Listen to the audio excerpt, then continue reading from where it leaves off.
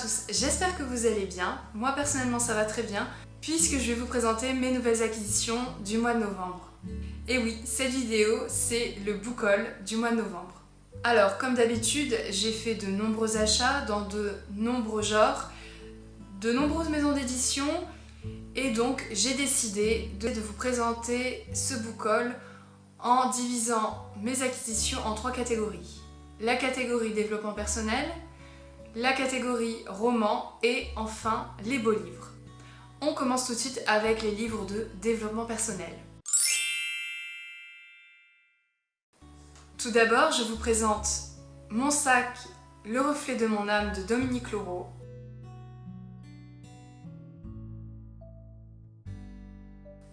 C'est un petit livre en hardback avec une jaquette. Et bien sûr, ça va parler de sacs à main, de sacs de voyage, de sacs de travail. Sur l'art de bien les choisir, de bien les ranger et de les vider. C'est un livre que j'ai déjà lu, vous allez retrouver lors de mon bilan du mois de novembre. C'est un livre qui m'intéressait parce que je suis une grande fan de sacs à main. Il faut dire que j'entretiens un rapport avec mes sacs assez particulier puisque je transporte littéralement ma maison avec moi. Donc, pour moi, ce livre était parfait quand je l'ai vu en librairie puisqu'il allait m'aider à bien ranger mes sacs, faire un peu le tri de ce qui est indispensable et ce qui pouvait rester quand je partais de chez moi à une destination, que ce soit pour le travail, pour mes loisirs ou lors de mes voyages. Et j'avoue, il a fait son job, j'ai appris pas mal d'astuces. Et bien que je suis fan de sacs à main et que je n'en ai plus énormément, que je ne les collectionne plus, il faut dire que ce livre m'a appris une chose, c'est qu'on ne peut pas se contenter d'un seul sac à main, même si on adopte une démarche minimaliste. Donc ce livre est parfait si cette question vous intéresse. Le deuxième livre de développement personnel que je me suis acheté en librairie, c'est pas vraiment un livre, c'est plutôt un coffret. J'ai du coffret Bullet Carnet de la maison d'édition Marabout. C'est une maison d'édition que j'apprécie beaucoup et c'est vrai que quand j'ai su qu'il sortait un livre sur le bullet journal, il était dans ma wishlist du mois. Ce coffret est composé bien sûr d'un guide nous expliquant comment faire son bullet journal et d'un très joli carnet.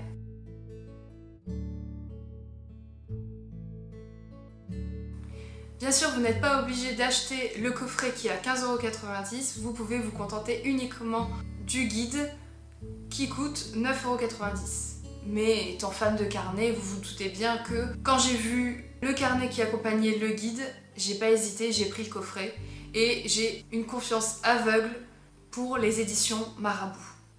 Alors bien sûr, c'est un carnet qui vous explique comment faire un bullet journal, il reprend les bases, il y a beaucoup de photos, d'exemples de mise en page.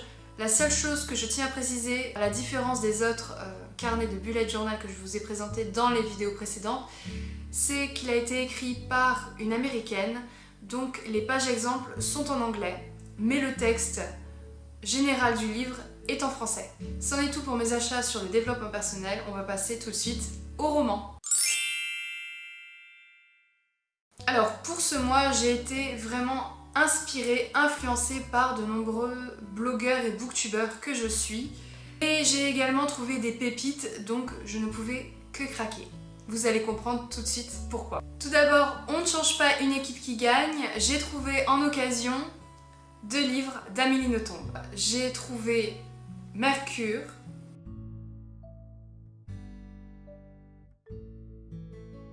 qui raconte une histoire un peu malsaine entre un vieil homme et une jeune fille, et une infirmière qui va devoir s'occuper de la jeune fille et découvrir l'île dans laquelle ils vivent et la relation un peu malsaine qu'ils entretiennent.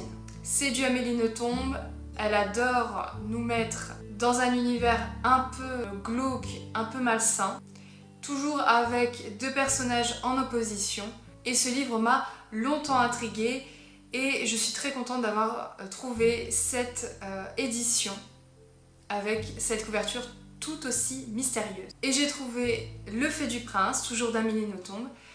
Alors si vous connaissez la particularité de l'auteur et des maisons d'édition qui la publient, c'est que le résumé tient généralement en 3 phrases et on comprend rien du résumé.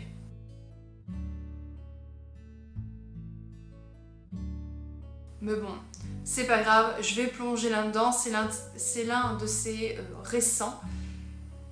Et je suis très contente de l'avoir trouvé, surtout dans cette couverture qui est pour moi l'une des plus jolies de l'auteur.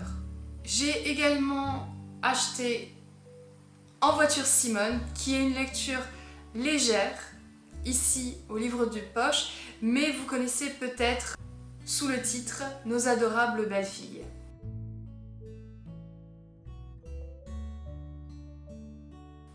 C'est une comédie familiale, j'adore la couverture. Généralement, il y a de bons avis qui sont sortis. Ça a fait son petit succès en librairie et je voulais les découvrir. C'est un livre tout court, je pense que je vais passer un bon moment de lecture. J'ai également acheté en occasion L'homme qui voulait être heureux de Laurent Gounel.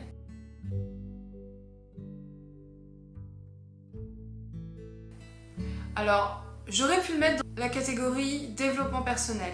Mais c'est un peu comme le livre Mange Prienne d'Elisabeth Gilbert. C'est un roman qui nous fait réfléchir sur la condition dans laquelle on vit, etc., sur la notion du bonheur. C'est un livre qu'on voit énormément dans les rayons de développement personnel. Il a fait énormément de bruit lors de sa sortie et même encore dans sa sortie poche. Beaucoup d'entre vous l'ont certainement lu et vu les avis dithyrambiques qu'il a eu grâce à la blogosphère, la booktubosphère et dans la presse, je voulais un jour le découvrir et maintenant ce sera bientôt le cas. J'ai ensuite acheté le livre des Baltimore de Joël Dicker.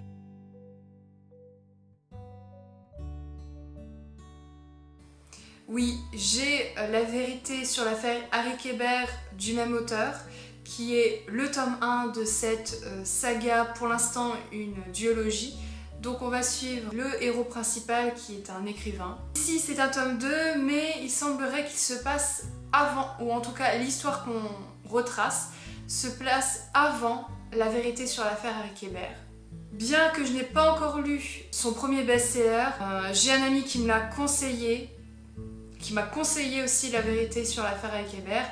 Donc quand je l'ai trouvé, je l'ai pris parce que je sais très bien que quand je me mettrai enfin dans cette duologie, je voudrais lire les deux à la suite.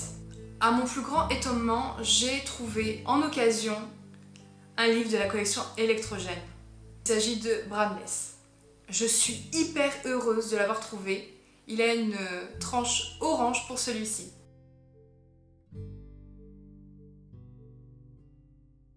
Vous l'avez vu lors de mon book haul spécial Les Aliénales, je me suis enfin décidée à franchir le pas d'acheter ces magnifiques éditions de la collection Électrogène chez Gulfstream. Oui, c'est mon côté superficiel qui parle, mais je suis trop heureuse d'avoir trouvé ce livre en occasion. Je ne pouvais pas résister. Ici, c'est du fantastique et on va parler de zombies. Ce sera mon premier roman sur les zombies. J'ai trop hâte. L'année dernière, je me suis procuré en occasion le premier tome de la saga Endgame en grand format, mais là, j'ai trouvé le tome 2 et le tome 3 en format poche.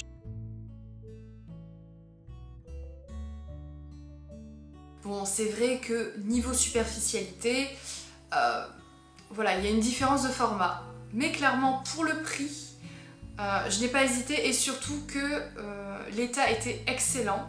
Et vu la police d'écriture, je trouve que je pourrais très bien lire autant le grand format suivi des poches.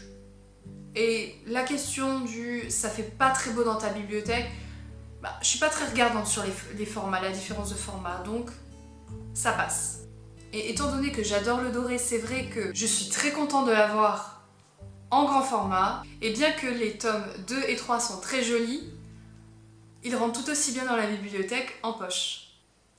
Et je salue le travail des éditions Gallimard et J'ai lu pour ces 3 livres-objets tout simplement magnifiques. Si vous ne connaissez pas cette saga, elle est particulièrement connue pour le côté énigmatique, car on est dans une société futuriste où des jeunes gens vont devoir résoudre une énigme mondiale pour sauver leur population.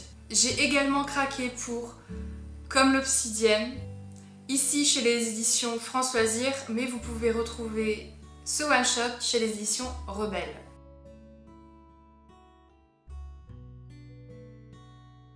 Dans ce roman, on va suivre une jeune femme qui porte une marque au front, qui est amnésique. Et cette marque est le symbole comme quoi elle fait partie d'une cité idéale. Mais elle n'a aucun souvenir pourquoi elle a été bannie. Entre la fantaisie et le fantastique, et le côté société idéale m'intrigue énormément. On va maintenant passer aux achats que j'ai effectués grâce aux conseils d'influenceurs, de booktubeurs et de blogueurs que je suis. Je vais commencer par Sherlock, Lupin et moi.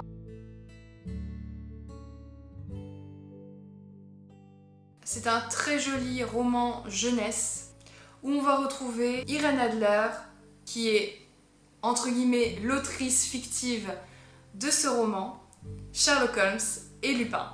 C'est une enquête où ils sont enfants, donc on va découvrir vraiment les personnages, ces fameux personnages policiers classiques, comment ils se sont rencontrés et vraiment les prémices de leurs aventures. Quand je vous ai dit que c'était un très joli objet livre, c'est en fait déjà la couverture, ça se prolonge dans le dos et sur la quatrième. Et surtout, il y a des en-têtes de chapitres et des petites illustrations. Et un bandeau qui court tout au long de chaque page. Je l'ai vu sur la chaîne de Piketty Booking qui avait envie de relire les Sherlock Holmes. Elle a présenté ce livre dans les livres jeunesse traitant sur Sherlock Holmes. Je me suis dit, pour commencer à lire du Sherlock Holmes, pourquoi ne pas commencer par une petite aventure jeunesse pour ensuite entamer les nouvelles classiques de Sir Conan Doyle.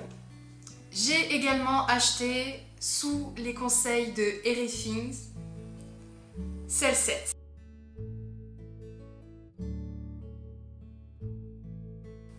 Je l'ai vu sur le catalogue France Loisirs, il me faisait déjà de l'œil chez l'édition Hachette. Et Harry Things était justement en train de le lire, je l'ai demandé en Insta Story qu'est-ce qu'il en pensait. Et pour lui ça a été une excellente lecture. Donc voilà, j'ai pas hésité, j'ai couru chez France Loisirs pour me le procurer. On va suivre une jeune femme qui est accusée d'un meurtre. On est dans une société un peu futuriste où en fait les meurtriers ne sont pas proprement dit jugés dans un tribunal, mais ils sont jugés par le biais de la télé-réalité. Ce sont les téléspectateurs qui décident oui ou non leur mise à mort. C'est une dystopie clairement qui critique la télé-réalité d'aujourd'hui. Et bien sûr, il faut que je vous parle de la première personne qui m'a donné envie d'acheter un livre pendant ce mois de novembre. Grâce à sa vidéo, voilà, je me suis laissée tenter par ce livre parce que clairement, il ne me disait rien.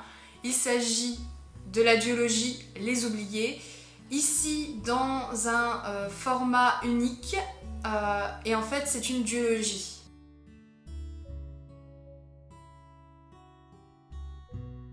Alors quand j'ai lu le synopsis de cette duologie, j'ai pensé tout de suite à Divergente.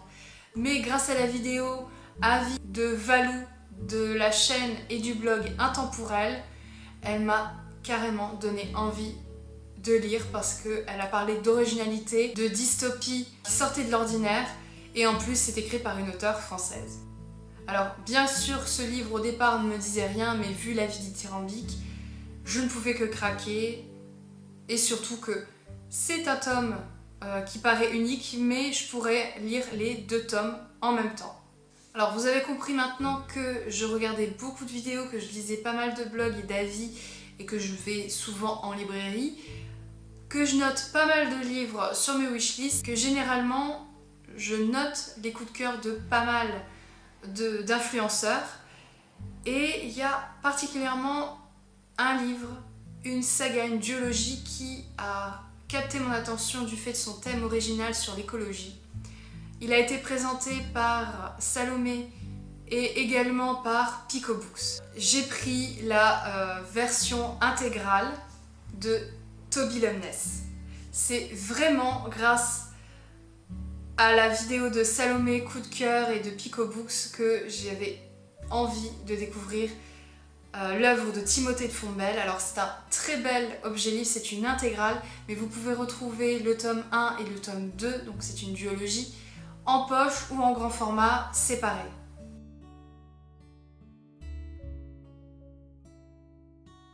Pourquoi je vous dis que c'est un très beau livre? Tout d'abord parce que, en fait, c'est une version intégrale qui a une jaquette qui est en fait un poster, une carte. Et la couverture de l'intégrale est comme ceci, donc très jolie aussi.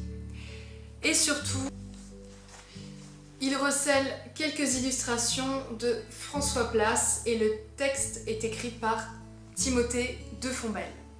Bien sûr, je tiens à remercier toutes les personnes que j'ai citées pour leurs avis et pour leurs conseils de lecture.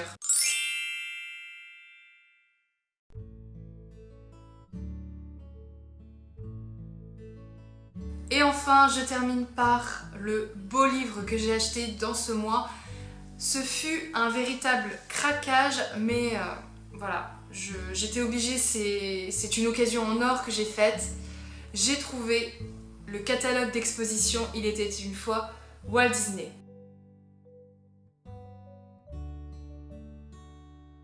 Si vous ne le savez pas, voilà, je suis passionnée d'histoire de l'art. J'adore le travail qu'a fait Walt Disney et que fait les studios Disney. Ce catalogue d'exposition a été édité lors de l'exposition en 2006-2007 intitulée Il était une fois Walt Disney, qui retrace en fait les inspirations, les travaux qu'a fait les studios Disney pour réaliser toutes les œuvres qu'on connaît, toutes les œuvres qui ont bercé mon enfance. Voilà, il date de 2006. À l'époque, je n'étais pas friande des catalogues d'exposition. Si vous vous intéressez un petit peu au catalogue d'exposition, vous savez, une fois l'exposition passée, on n'édite plus ce genre de catalogue. Et là, ça fait maintenant 10 ans qu'il a été édité, donc le trouver en occasion, c'était pour moi une bénédiction, un miracle de le retrouver à un prix correct. Donc j'ai pas hésité. Il sera lu, il fera partie de mes beaux livres sur l'univers Disney et je vais en apprendre un peu plus sur les inspirations. Vous savez que j'ai eu un coup de cœur pour la véritable histoire des contes de fées, ce que Walt ne nous a jamais dit, de Julie Gredd. Pour moi, ça a été un coup de cœur ce livre et ça m'a donné envie justement de collectionner ce genre de livres, lire de plus en plus de livres qui parlent de l'univers Disney. Et ce book haul n'est pas fini parce que j'ai 2 colis à vous montrer. J'ai reçu ces 2 petits colis, je ne les ai pas encore ouverts parce qu'ils m'ont été envoyés pour mon anniversaire. À l'heure où je vous tourne cette vidéo, mon anniversaire n'est pas encore passé, mais vous aurez certainement cette vidéo le jour de mon anniversaire. Donc c'est ce jour-là uniquement auquel j'ai droit d'ouvrir ces paquets. Je sais de qui ils ont été envoyés. Si vous suivez mes Insta Stories, vous avez vu. Je les remercie vraiment beaucoup. J'ai hâte d'ouvrir leur paquet. Je leur fais déjà des gros bisous de remerciements. Et vous aurez très certainement une vidéo dans laquelle je vous présente ces 2 colis. Je vous remercie d'avoir regardé la vidéo jusqu'au bout. J'espère que tous les livres que je vous ai présentés vous ont fait envie. Pas trop quand même. N'hésitez pas à me mettre en commentaire si vous les avez lus, s'ils vous tentent, par lequel je dois commencer. Et je vous dis à très bientôt pour une prochaine vidéo et je vous souhaite un bon mois de décembre.